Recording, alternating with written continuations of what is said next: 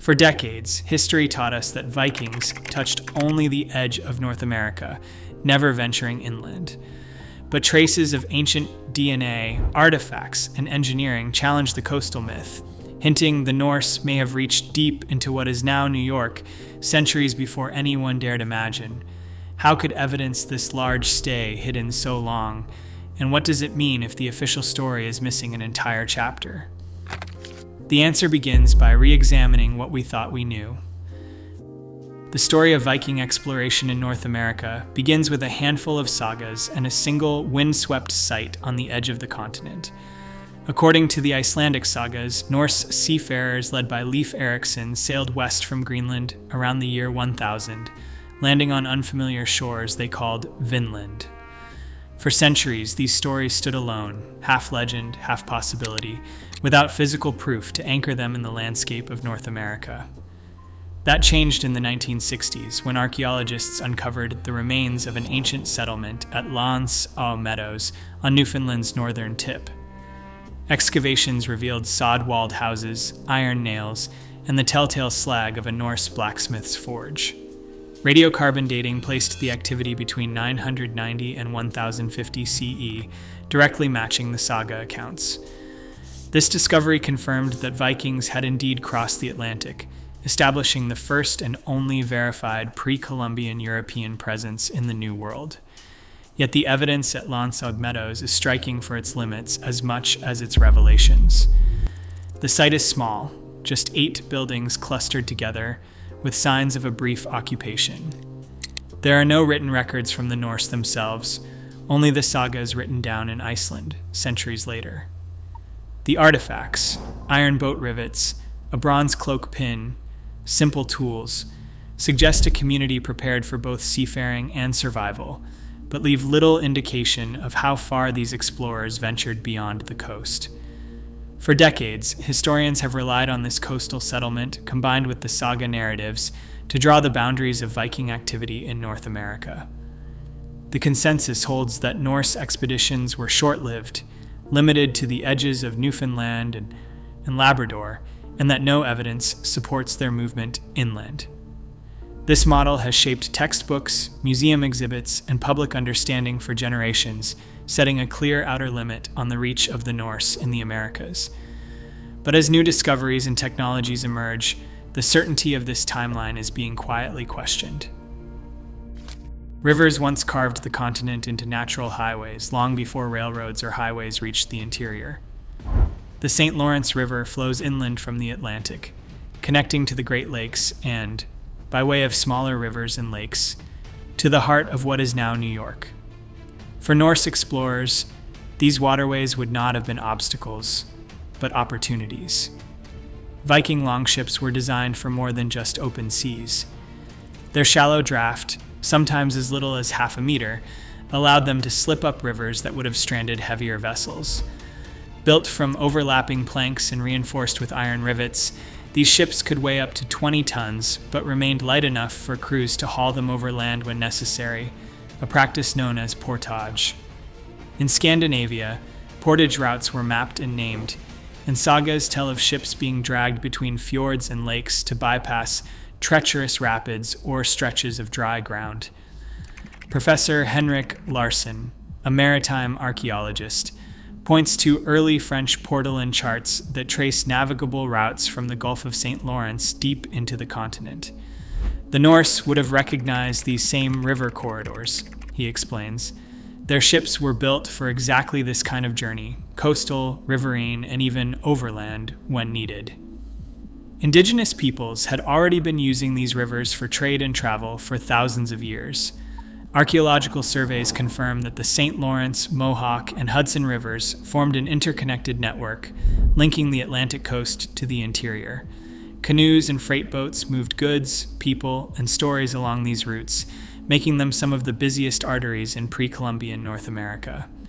The feasibility of a Norse journey inland rests not on fantasy, but on the practical realities of ship design and geography. With the right vessel and knowledge of the land, a determined group could reach far beyond the coast. The rivers, winding and unpredictable, offered both a challenge and a guide. For those willing to follow them, the interior was never truly out of reach. On a quiet bend of the Mohawk River, a small piece of dark, glassy stone rests on a shelf in the local historical society, slag, the byproduct of ironworking. Its presence here, hundreds of miles from the Newfoundland coast, has puzzled researchers for decades. Carbon dating places it in the 12th century, a time when indigenous communities flourished along these waterways and before any documented European arrival. The slag's chemical signature doesn't match known indigenous smelting techniques, nor does it fit later colonial industry. Instead, it closely resembles the debris left behind in Norse forges, like those uncovered at Lansos Meadows. Nearby, a corroded iron nail, clenched in the style used to fasten Viking ships, was unearthed during a routine riverbank survey. The nail's design is distinct, its head hammered flat and bent over, a method common in Norse shipbuilding but foreign to indigenous or colonial construction in this region. No shipwreck was found, only the nail itself, separated from its origin by centuries of river silt and shifting banks. Artifacts like these raise questions that written history cannot answer. For Mrs. Ayla Redbird, a Mohawk historian and oral tradition keeper, the river holds memories older than any artifact. She recounts stories passed down through generations, tales of strangers arriving by water with skin pale as birch bark and tools that caught the sun. These stories do not name the visitors, nor do they linger on their fate. Yet they echo in the landscape, carried in the currents and remembered around winter fires. Physical evidence and oral tradition rarely meet so closely. In the absence of written records, the convergence of a forged nail, a lump of slag, and stories told in the Mohawk language suggest a contact that official timelines overlook. Still, questions remain. Without the rigor of laboratory proof, these clues invite scrutiny and demand more than coincidence. The search for certainty turns next to science, where ancient DNA may yet provide the answers that artifacts and memory alone cannot. In a laboratory lined with sterile benches and humming sequencers, a single core of ancient river sediment from Albany, New York, became the focal point of a scientific debate that had simmered for decades. Dr. Elisa Gomez, a molecular archaeologist known for her meticulous work with degraded DNA, led a team tasked with extracting genetic material from the deepest, undisturbed layers of the core. The process relied on Illumina ultra-short RAID sequencing, a method designed to recover even the most fragmented traces of genetic code from centuries-old samples. After months of painstaking analysis, the team isolated a faint but unmistakable signal, a fragment of mitochondrial DNA classified as haplogroup HM82. Radiocarbon dating of the surrounding sediment placed its deposition at 1080, plus or minus 30 years, centuries before Columbus set foot in the Americas. The sequence did not match any known indigenous or later European colonial profiles. Instead, it bore a close resemblance to lineages found in medieval Scandinavia, particularly those associated with Norse populations active during the Viking Age. Dr. Gomez described the moment of discovery as both exhilarating and sobering. In a recorded interview, she explained, "We checked every possible source of contamination. The controls were clean, the DNA is ancient, and its signature is consistent with what we see in Viking-era Scandinavia. It is a single data point, but it is real." Within weeks, the findings ignited a flurry of academic discussion. Some researchers demanded further replication, while others acknowledged that even a solitary fragment could not be easily dismissed.